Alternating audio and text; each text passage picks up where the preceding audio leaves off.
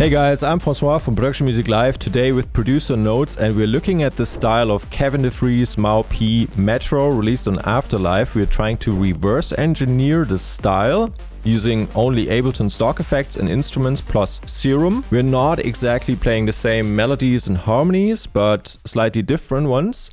And we are looking at the track and trying to figure out how we can do this style ourselves to learn from, how to achieve powerful sub, low end, how to put together this main stage type track, because we have Kevin de Vries, who released on Drumcode, on Cocoon, on Afterlife, more melodic techno type person. Then we have Mau P, who's coming more from the tech house type environment, and they're coming together and they're really creating this main stage track here for the main stage Melodic Techno Festival, kind of peak time. And so we want to figure out how it's done. So what do we have here? We have a fully arranged track lasting around 5 and a bit minutes, and it's separated in different groups. We have our drums group here, a bass group, and then a big instruments group and some ambience here. And in the beginning, everything sounds like this. And then we bring in bass and kicks.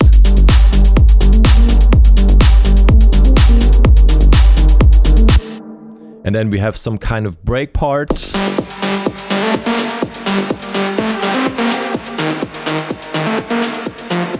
Bringing back the kicks.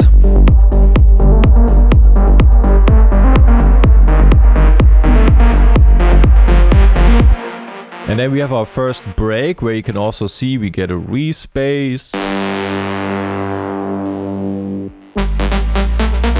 And then it slowly builds back up and pitches back in, and then we have a first drop.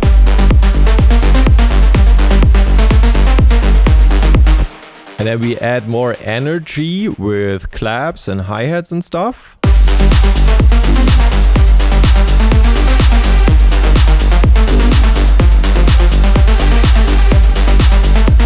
And as you can see, we keep playing one bass note here. So this style is really not trying to be too melodic or too playful with melodies and harmonies. It's full on, energy a bit out. It's kind of sweeps up, pitches up, and some LFO plays like we have here.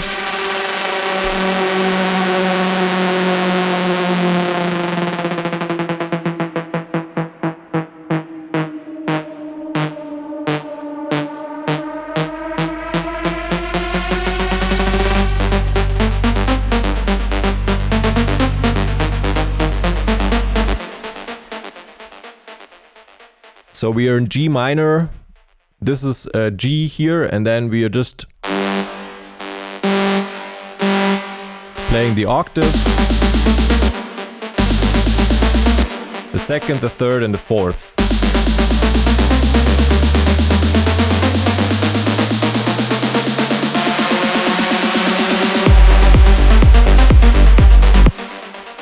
Okay. So let's go through the elements one by one and check out how it's put together. So we first have our kick element here, and maybe I'm going to take this to the back and make copies so we can really study it one by one, how this style comes together, so we can kind of see this piece of music from the artist's point of view, not only from the listener's point of view. Then we can see it like they saw it, and then we can figure out what are good and cool techniques we can to apply to our own music. So here's the kick, and this is really about sample selection. We took this one from Weska 2. It's a sample pack we made with Drumcode artist Weska for Production Music Live, and we can find it in samples with team here. Peak Time Techno Volume 2. It's this pack, PML 274. There was a kick loop, and we just take the first bit here, and then we roll off we notch out some of the frequencies around 1.5K. Basically this bit woody, boxy stuff up here. Cleaning it up a bit. And then we have this plucky bass element, which I would go to next. On the root note, G.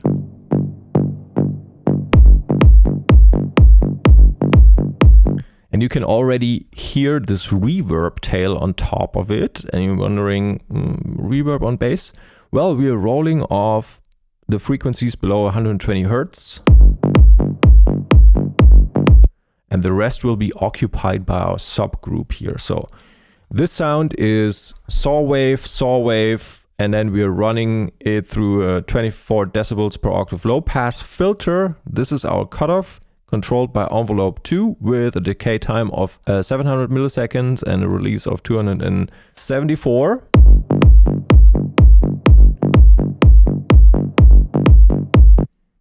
This is the shape of the amplifier. You can copy that if you want. Just stop the screen here. And then we are going to the effects section where we're adding in a bit of distortion. And if I bypass the reverb, we're already getting a little bit of room out of this bass sound here for, you know, the overall atmosphere and drone elements of the track. Because we are not going to slam a whole lot of pads into this style. We want this still groovy and powerful.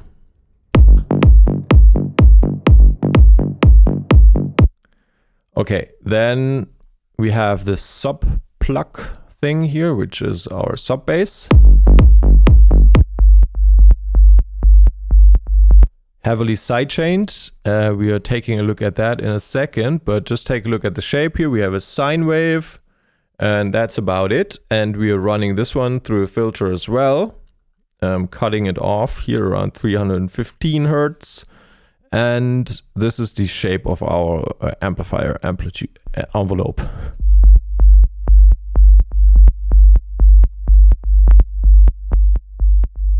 And we have a little bit of compression here, forgot about that.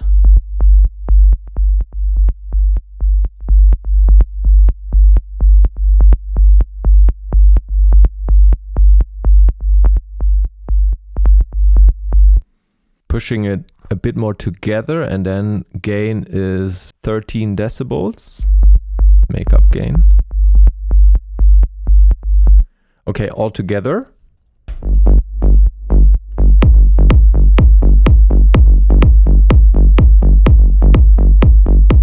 And here we have a really nice foundation now.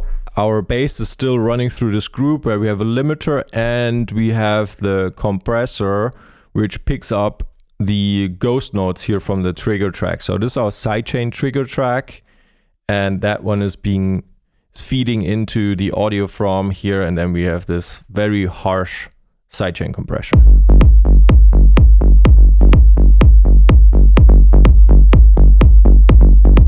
Because otherwise we are all over the place with our bass sound.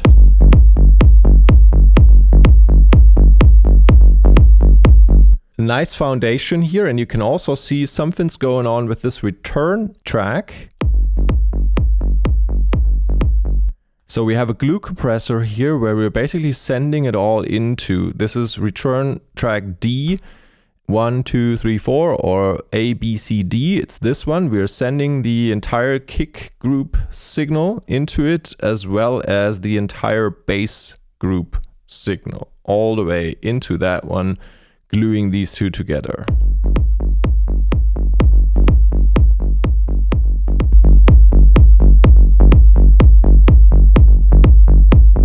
Okay, so this is our foundation. If we get this right, we really have achieved something already. And now we can take a look at the clap sounds. We have 3 of them here.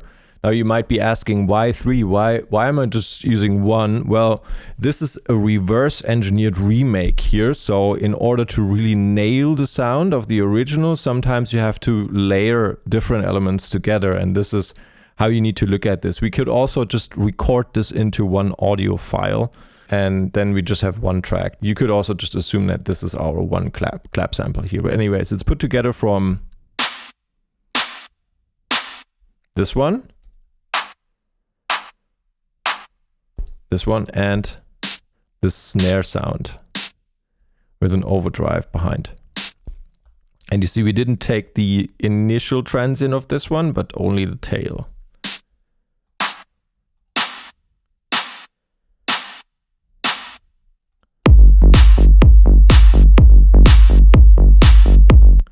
All of them from the Weska 2 pack as well. And this project file here is part of the Melodic Techno Start Finnish Academy Volume 2, which we released this year. And it's Banshee. These are educational project files you can sort of look into and study and sort of try to reverse engineer techniques for your own music, or you can even like copy a kick track like this one out of it and move it into your own project file and just keep using it there. Okay, so next thing, noise shaker.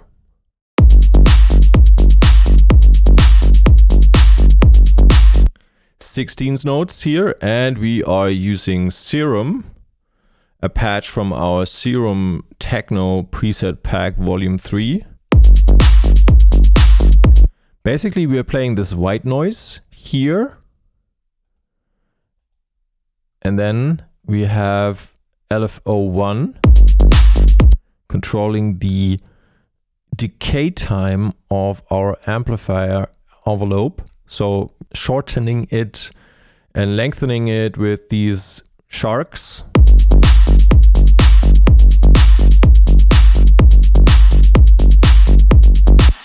And LFO2 is kind of panning everything to the left and the right.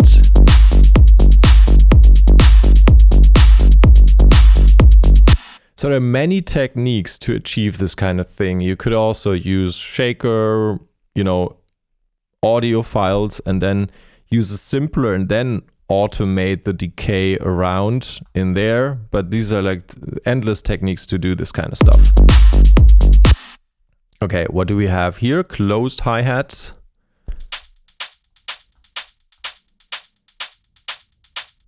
So also playing 16th notes, and you can see the velocities are sort of distributed in a way where the third one is always emphasized. And in this case, we are using a Weska 2 top loop, and we are alternating between this sound and this one here. Or these two.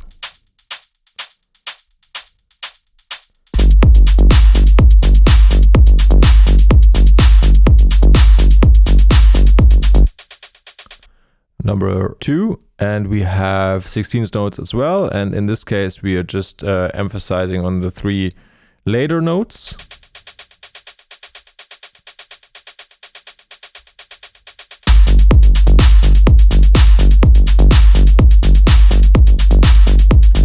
And you might be wondering, well, hey, actually it doesn't look too complicated what you're doing here. Well, this is due to the fact that in this case, the sounds from the Weska sample pack really fit well with this style. Is it a coincidence that Weska has released on Drumcode and Kevin Vries as well? I don't know.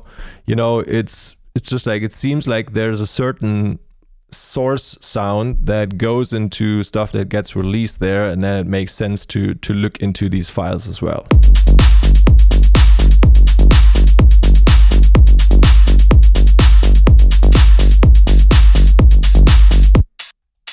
Offbeat hi-hat, 3rd position. And here, this one is, it's really about length. Don't make this one too long.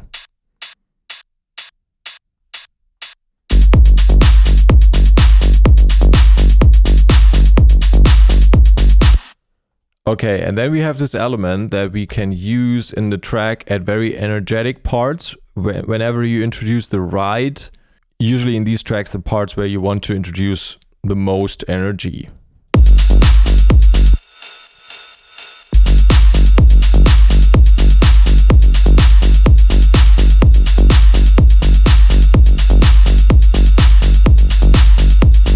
Okay, and that's a proper foundation. Now let's just take a quick look at the snare roll. We're playing 16th notes here as well.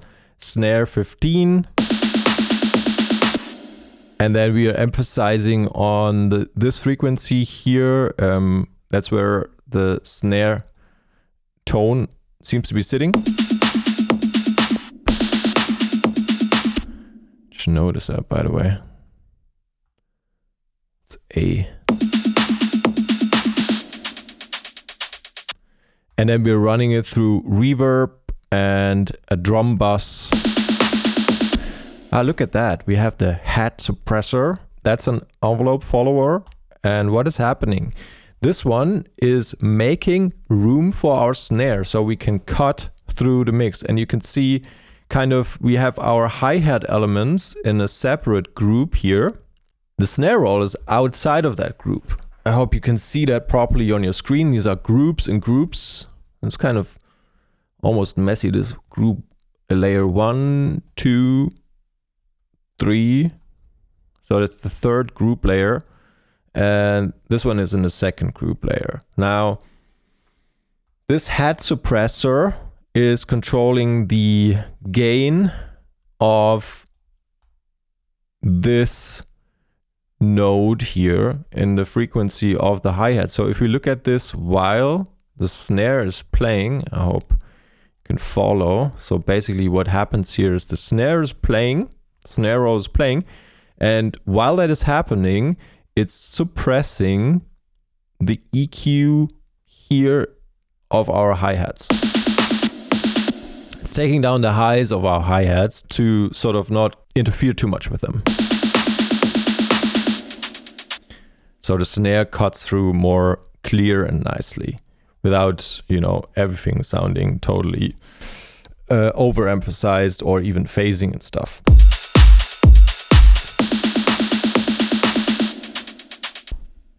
Okay, so these are our drum elements, the bass elements. And let's take a look at the melodic elements, or actually let's take a look at the first couple of synths that come in the beginning here. And we have this offbeat synth. Just playing D.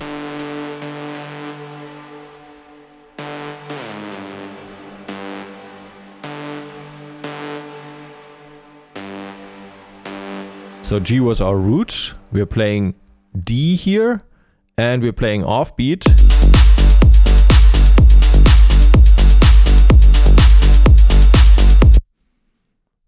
Saw waves as well, and then we have a longer reverb, a decay time of 6 seconds, and it's mixed in quite a bit. Okay, and else we have on beat, so dub with the kick, with the clap, and that's a sample from the Premium 7. It's an FX sample.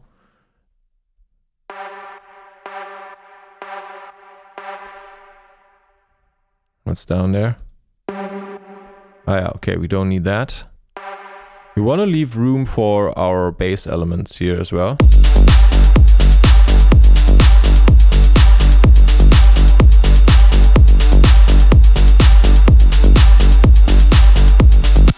Okay, and then we have this warp element, which is kind of characteristic for this track. And let's take a look at this one. It's kind of this donk sound here from our Serum Techno Volume 3 pack. You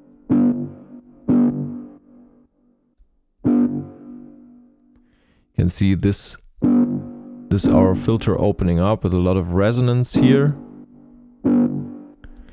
And we have auto filter notching out the frequencies here around 3.7K and a bit of saturation. Oh, nice. Yeah, this one is really making a difference.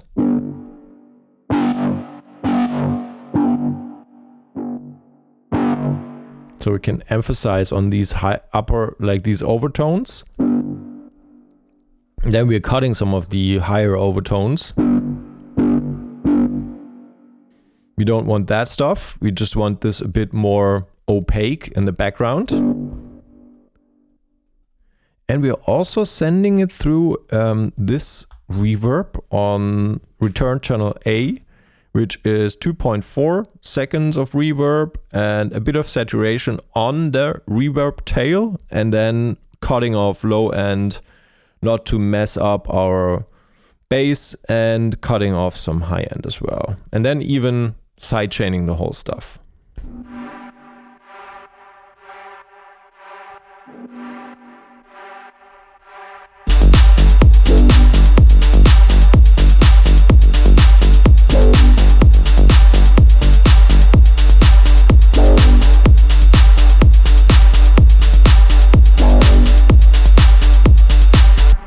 So these are our supporting elements, kind of supporting melodic elements.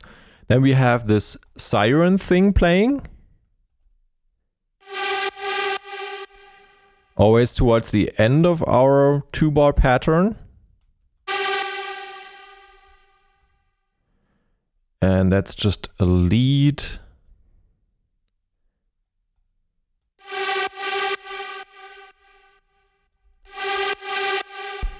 "16 voices." I mean, it's not really that important which sound you're using here. It's kind of a little bit of a broken synth. You run it through a saturator and then you cut off the frequencies you don't want to use.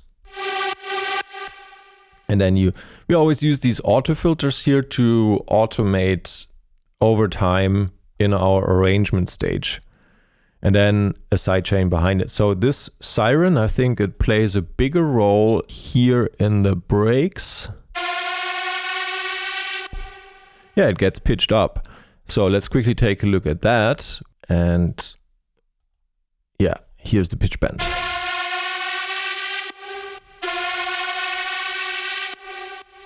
That's our Siren element, and it happens again here.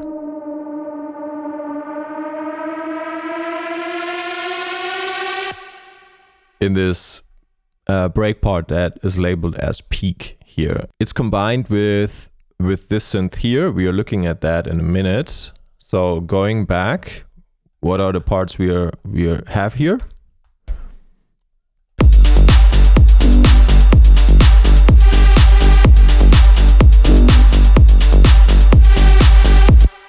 Okay, we have a bunch of Atmos below that, and we have this wavy pad.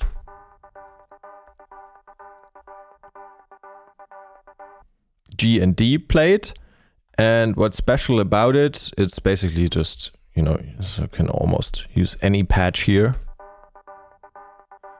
Just need a bit of transient information, kind of like a vocal stutter or something like that, then run it through an auto filter and then use this Trance Gate. So we have this volume shaper here and it goes da da da da da da.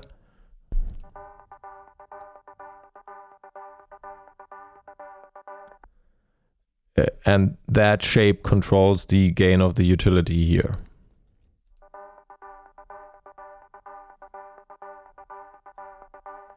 And we have another one of those. Copying this over. This one is now playing G up here.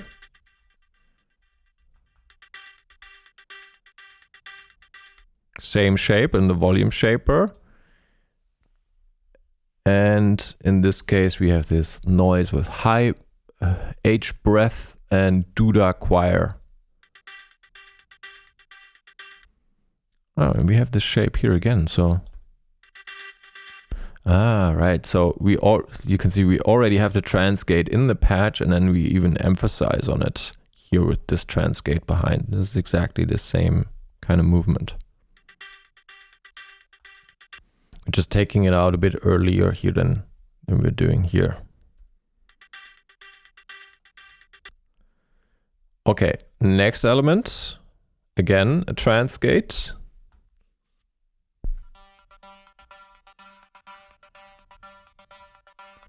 So this one just making sure it's thick enough.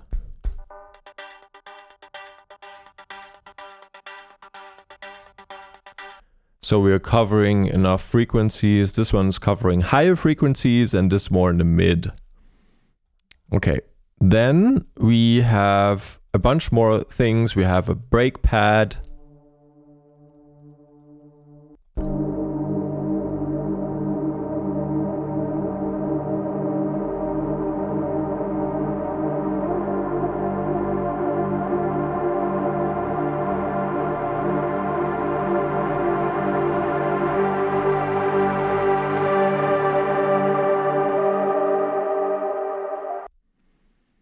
So simple pad sound, also saw waves, more voices, run through a filter, typical pad sound, and then we're just building up tension with our stable chord progression here in the break part, supported by Atmo loop. just an E minor, so this one has to be pitched down. Yep. Oh, wow.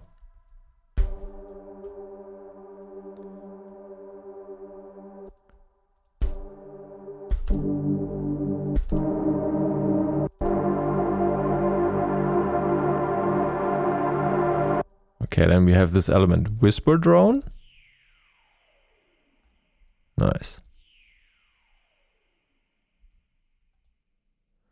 It's a good one as well. This helps, you know, these are these small ear candy elements that make it interesting. Also a very clean sound, which is kind of nice, with this high resonance in the filter here. And then we have this vocal drone on top. What's that?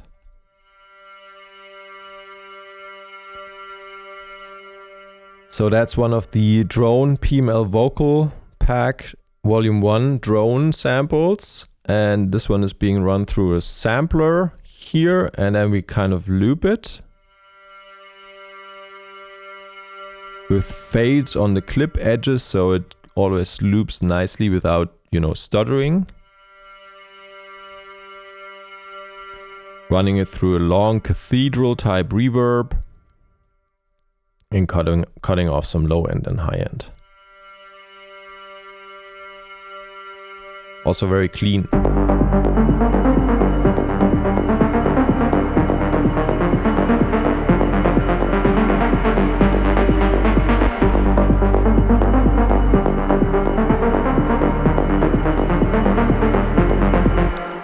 Yeah, we haven't looked at the main melody layer yet, so let's do this just now. So this is our lead section, and it's also layered here. Again, you could probably also do this with less synth elements, but we reversed engineered a track here. So we really tried to get all the components in there. That's why we also have a noise layer. But first of all, let's take a look at the melody.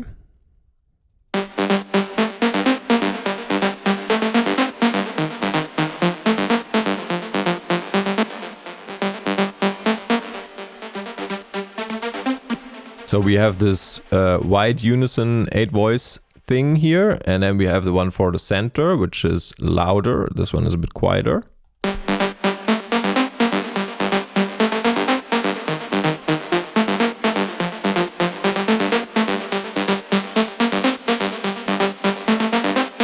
Oh man, this distortion is really playing a nice role here with hard clipping and drive up to a bit more than like 1 o'clock.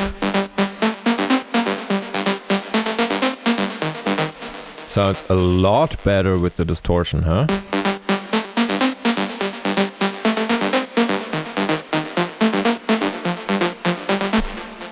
Very nice. Very clean sound.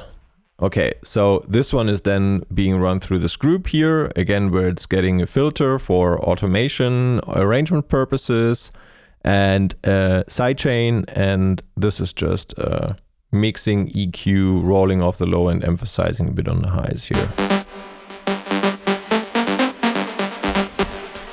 Super clean sound, very nice. And before I go on to look at the noise layers and what accompanies the thing, let's actually take a look at how we put this part here together.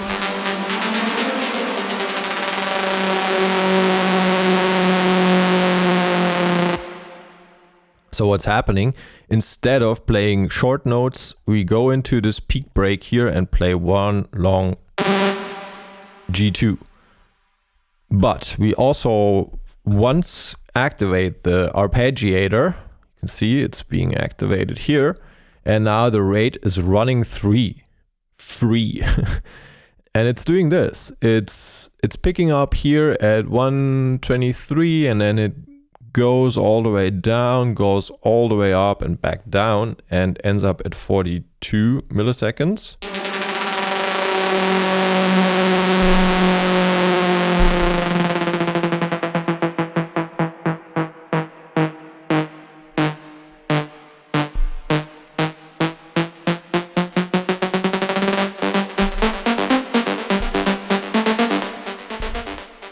So very clean technique with a very clean sound.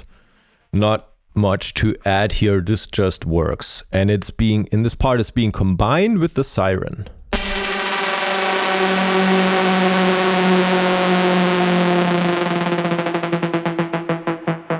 And the Siren also pitches down first and then back up.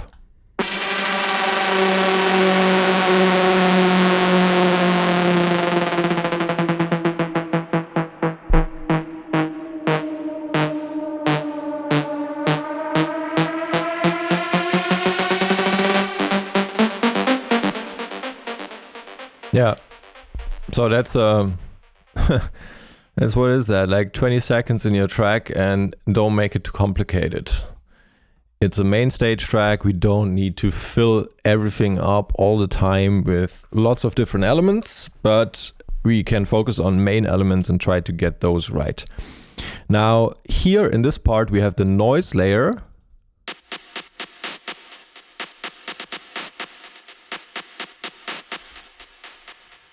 And this one accompanies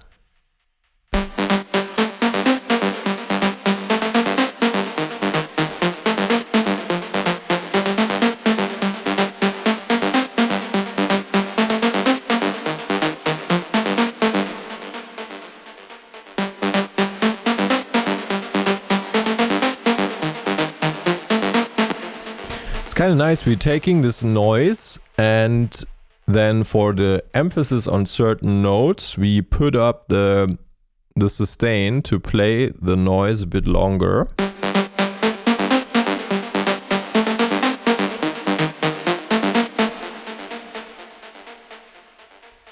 And these are the things, that's why reverse engineering sometimes makes sense, because like, who does this? This is something you maybe pick up when you closely listen to a track by one of your heroes or one of the artists that you look up to, and then you try to reverse engineer what they're doing, and then you look at this and you're like, okay, why? I could hear something like this. Let's try to remodel this in my Ableton project here, and then ask yourself, so why are they doing this? Why does that work? Does that make sense? Is that more groovy? What's going on here? And then now you get to see this production world kind of through their eyes without even having to talk to them, you know, or maybe you don't even have the ability to ever get to talk to them or something, but you can still buy. That's why this, in my opinion, is so powerful to reverse engineer stuff. You can learn a lot just by really closely listening to different sections and then trying to figure out, so how would I do this and why do I think was this done?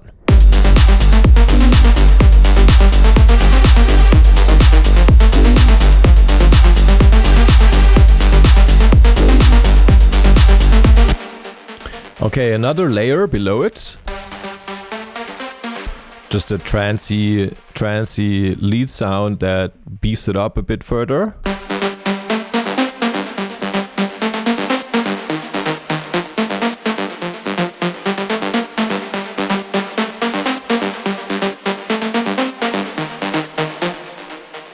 You know, we are not using too many different elements, and that's why we can fill up our mid frequencies with another layer that's more detuned. And then I think this one is the high octave one playing on top in the absolute climax section here. Very clean sound, cutting through the mix at a higher octave.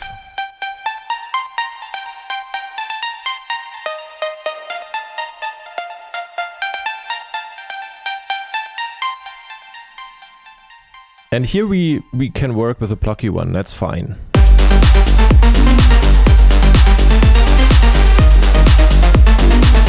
Because we are already getting the gritty notion from this one.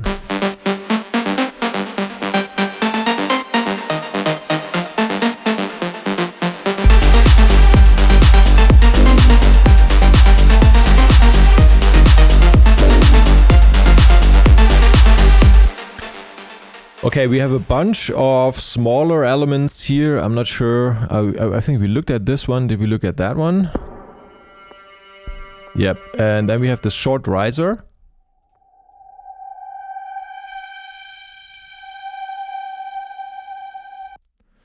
I mean, that's just a stable pad note up there, and this is always nice to introduce a new section after like 16 bars or something like that. Towards the end of the pattern, you sort of, this builds anticipation for what's going to come next. And then we have this noise down thing. Operator has a pretty good noise wavetable as opposed to wavetable. The Ableton wavetable synth doesn't really have such great, I don't know, like maybe for other styles of music, but for this genre is kind of difficult to use. Here we have a noise riser.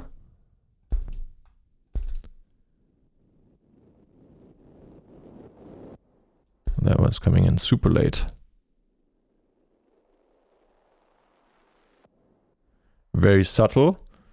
Then being followed by the noise down.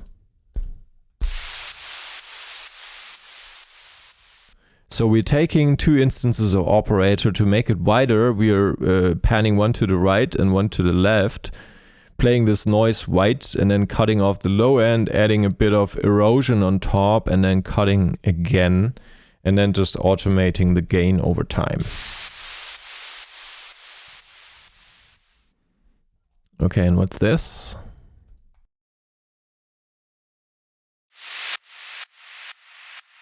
That's a quick swoosh up with a long delay tail.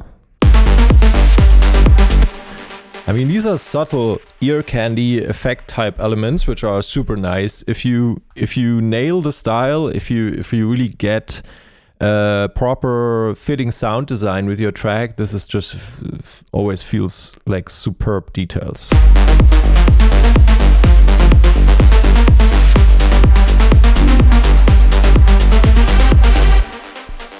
And behind everything we have this ambience thing running in the background.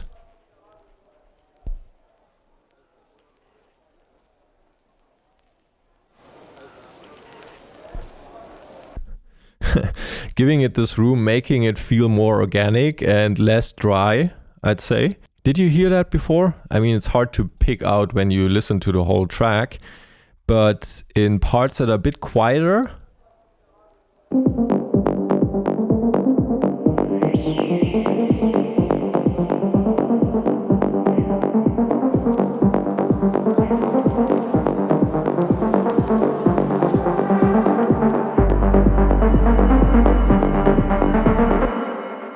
it just overall helps with filling out frequencies that might not have been covered properly and still need a bit of frequency information.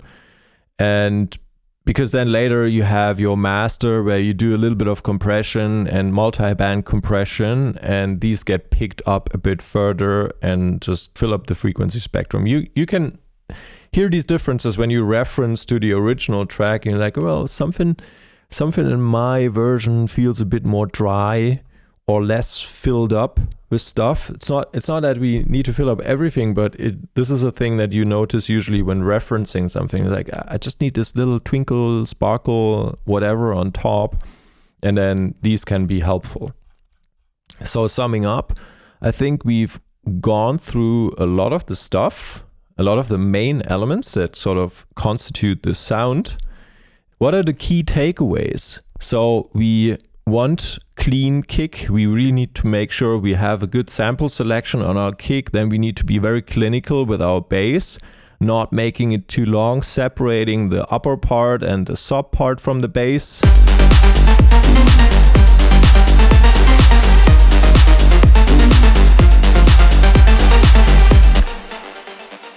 And then have purposeful layering in our main driving elements here in the melody, and also acknowledge that this is not trance, this is not some, playful melodic house, but this is main stage sound. So we want simple patterns, not too many variations, and this is why we are not even changing the bass note here. We're just mostly focusing on energy for this type of track, and that's why we are keeping it quite simple in our harmonic content. And then purposeful layering, this one is here to cut through and play the main role. This one has a supporting role. This one has a filler role in the background and the lower frequencies. And this one has a climax emphasizing role.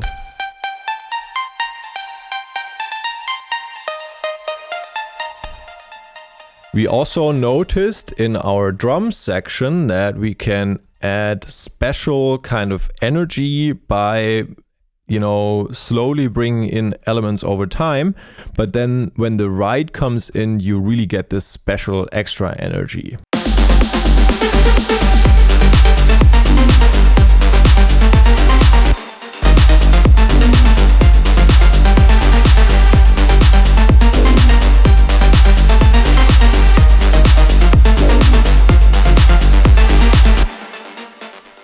And then another key takeaway, I would say, is making sure that elements that cover a similar frequency range and really are supposed to cut through, like your hi-hats and your snare rolls, do this dynamic EQ thing where you're saying, hey, I'm using this envelope follower, I'm mapping its movement onto my hi-hat EQ and turning them down whenever that thing is triggering.